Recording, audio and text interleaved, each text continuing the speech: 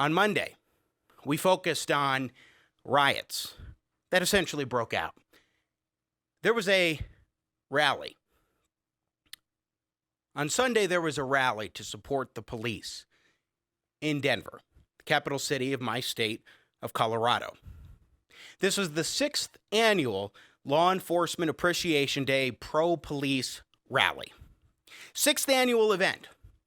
And as we focused on Monday's show with a series of guests who, like me, were on the ground there at this event, we discussed and displayed for you the extent to which violence had broken out when Antifa and Black Lives Matter extremists disrupted this peaceful gathering at Civic Center Park in downtown Denver, just steps from the Colorado State Capitol.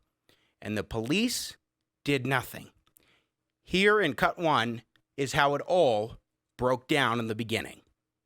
One nation, under God, indivisible, with liberty and justice for all.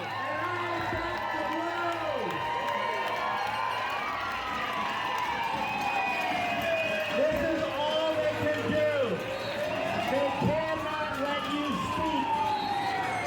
I'm so thankful that you guys came out in the midst of all this foolishness.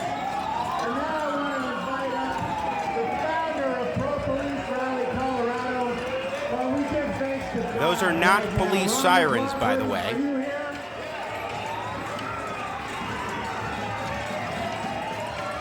I want to thank each and every one of you for coming out today. We do have a First Amendment right. We are allowed to say what we want to say in this country. So say what you have to say. But we will start this thing off in a moment of prayer. As John Leslie has an invocation for dear Lord. Please and thank you so much for the day in which we are. Please watch over everybody here today. Our men and women in law enforcement, our men and women who are here to support our men and women in law enforcement, and the people that right now don't seem to have much conversation. That is footage that I took on Sunday being on stage. I was set to play with the band I had for one tune, although I could already, by the beginning of the song, hardly hear myself on the harmonica. Then they stormed in from all sides. It was a massive swarm upon Civic Center Park in downtown Denver, Colorado. And after that happened, after the swarm, nothing could be done. Nothing could be said. No music could even be played. Take a look, one example of some of the chaos here in Cut 3 as things started to get violent, and it didn't take very long.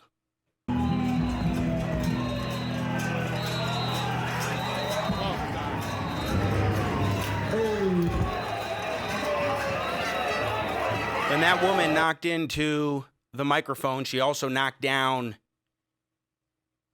an iPad, the iPad for the band, breaking equipment. That was, so we had one song. Then we had Randy Corcoran get up there and he gave a welcome. And then he introduced Ron McLaughlin, the lead organizer of the rally, who led in a very brief invocation, although you could hardly hear what he said. And then the band started playing. And there was a point at which after we started playing, I mean, I probably after like 15 seconds, I was like, I can't hear myself play harmonica with the band. So I'm going to stop this now, pick up my camera and film a little bit. And that's the footage that you just saw. And then we had to stop altogether. That was it. That was the rally. That was what they allowed to happen. These thugs that intervened, that disrupted, and that began to become very violent. You just saw Ron McLaughlin. Well, in Cut 4, Ron was hit by a thug with a longboard right across his forehead, and this was him trying to get some help. I caught this footage on Sunday. I don't want to leave here alone, though.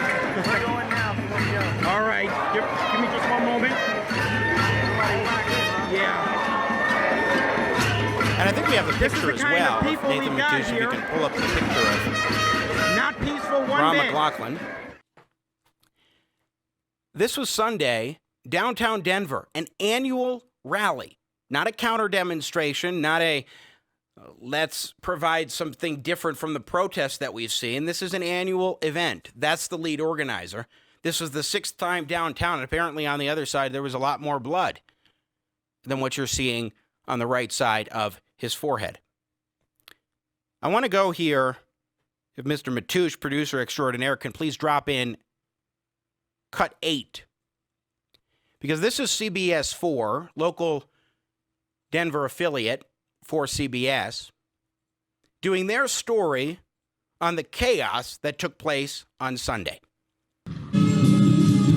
The anti-police protesters stormed into this pro-police rally, intent on disruption.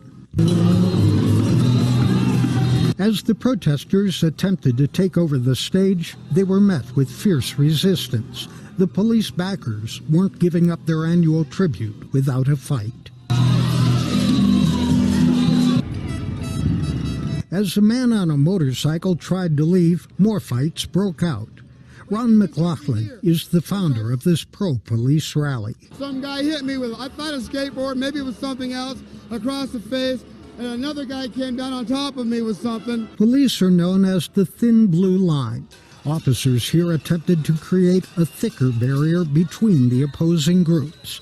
It didn't always work out as hoped. We don't appreciate the police because they behave in a racist manner. They disproportionate police communities of color. If there was any chance for a civil discussion, that hope was quickly lost. Some were bloodied in the melee, some taken into custody. At one point, police unleashed pepper balls and smoke. Demonstrators came to the aid of each other to assist in clearing their eyes. There's nothing peaceful about these people. They yell, they scream, they get in your face. The amount of fights that they start is ridiculous. The protesters from the Party for Socialism and Liberation moved out of the amphitheater, taunting police SWAT units as they said goodbye. The scorecard for today: 1 person arrested, 2 pepper balls fired, and 1 good example of just how far apart people are in this country these days. Live in Denver, Rick Salinger, covering Colorado First. CBS 4 news report on Sunday. Pretty good news report there from Rick Siegel. You saw what happened there. These were not peaceful demonstrators. They were not people trying to do, as one local news anchor named Kyle Clark put it, opposing speech. That was not opposing speech. You could see what's going on as they're trying to not just disrupt, but to engage in violence. And they were met with a response from the attendees who wanted to defend other attendees. I've heard of numerous accounts of men protecting women who were being assailed. Michelle Malkin, noted conservative commentator, was there, and one woman took out a baton and opened up a baton that was concealed. One of these radical thugs. President Trump, this week, in Cut 10, had some remarks on what he's doing to try to bring under control this chaos we are seeing in America's cities, of which Denver is just one emblematic situation. We have more federal law enforcement, that I can tell you. In Portland, they've done a fantastic job. They've been there 3 days, and they really have done a fantastic job in a very short period of time. No problem. They grab them, a lot of people in jail. They're leaders. These are anarchists. These are not protesters. The police are afraid to do anything. Well, I'm going to do something, that I can tell you, because we're not going to let New York and Chicago and Philadelphia and Detroit and Baltimore and all of these, Oakland is a mess. We're not going to let this happen in our country. All run by liberal Democrats. Quite frankly, President Trump is absolutely right. These are not peaceful people. Those that are engaging in this rioting behavior are not peaceful. There are a lot of peaceful protesters. We've been explaining that on this program time and time again.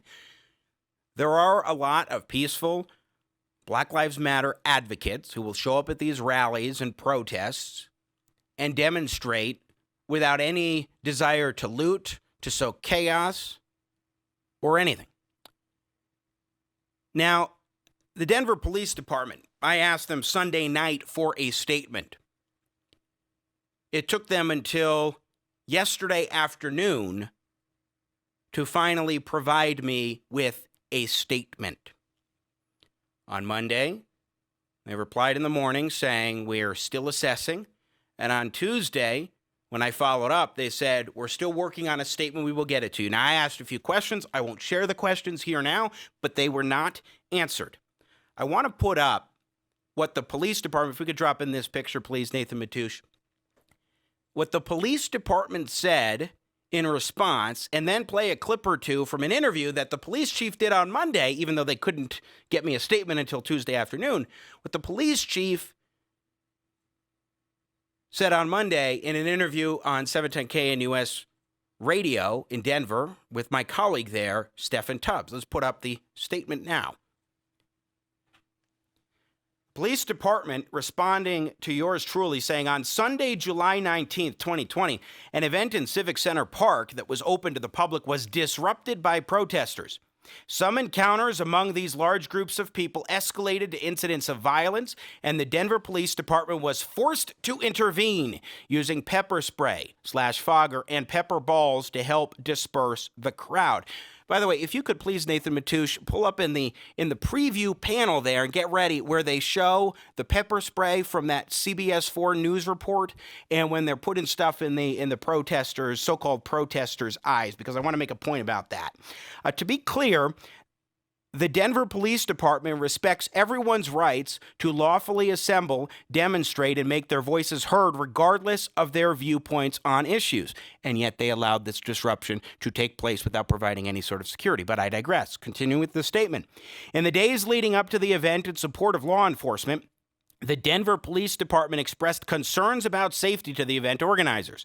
The organizers elected to move forward with the event in an open public space and provide security as required by the city's permitting process. As a precaution, and separate from the organizers' private security plan, the Denver Police Department had officers on hand to monitor the event, and officers began intervening in response to illegal activities, including assaults /fighting. You saw some of those fights before.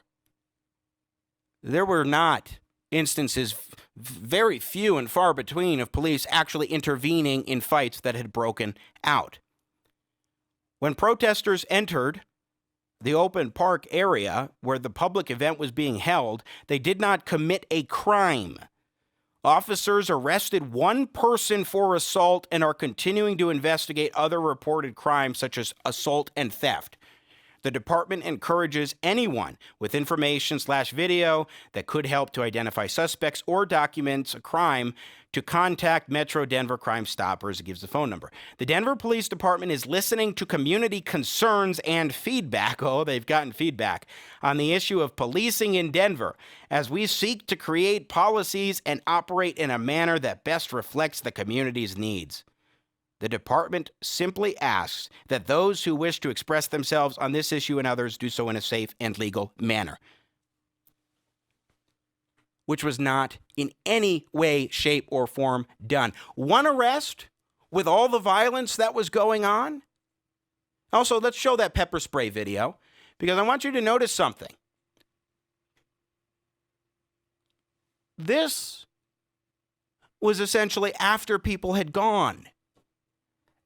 After the protest or the gathering, the 6th annual Law Enforcement Appreciation Day had been broken up. That is when these pepper balls were fired, just 2 or 3. Seriously? In action. Let's go here to cut 5 real quick. This is Chief Pazin of the Denver Police Department. See, here's the problem. When we don't have police that are allowed to do their job, because that is what did not happen here. They weren't allowed to do their job because of orders from the police chief. When that happens, you have violence that breaks out and these people get emboldened and act more brazen. Listen to how he put this.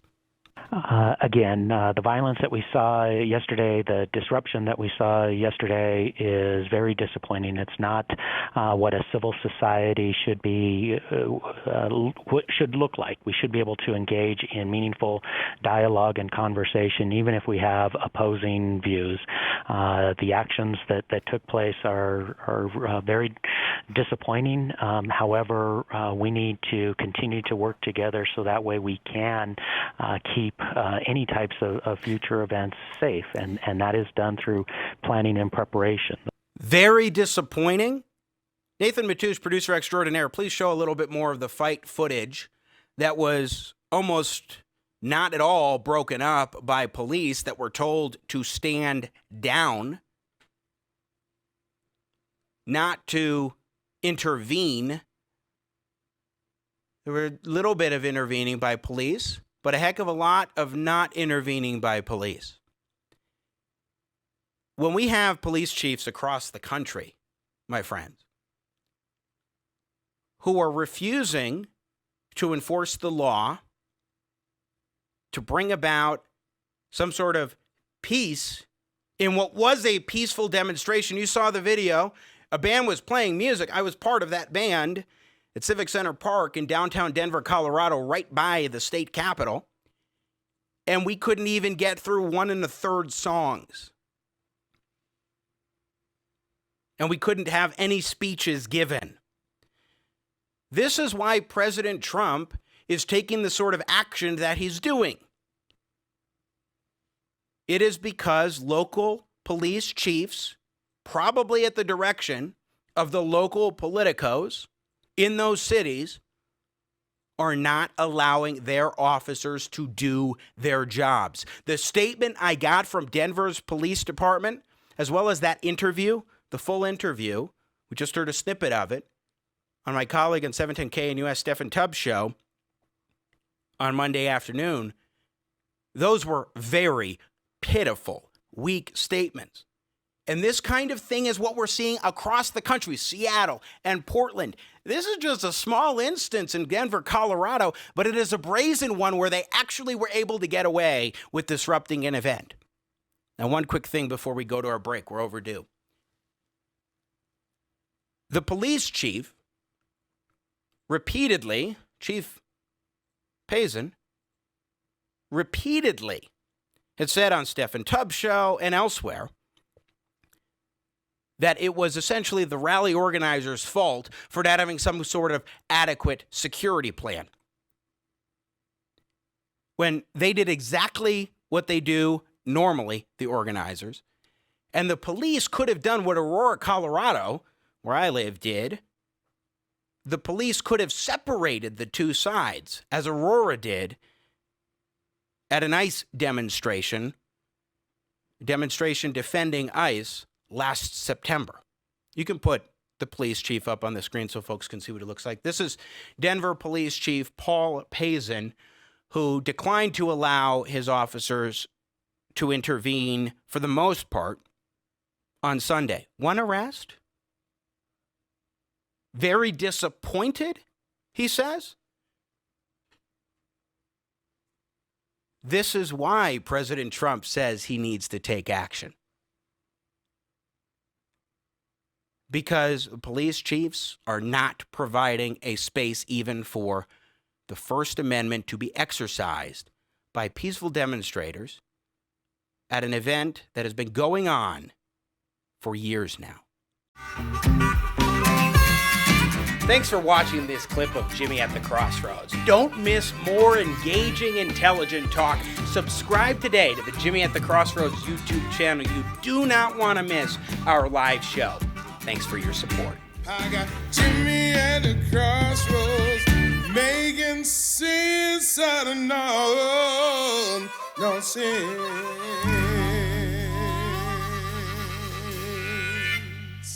Yeah.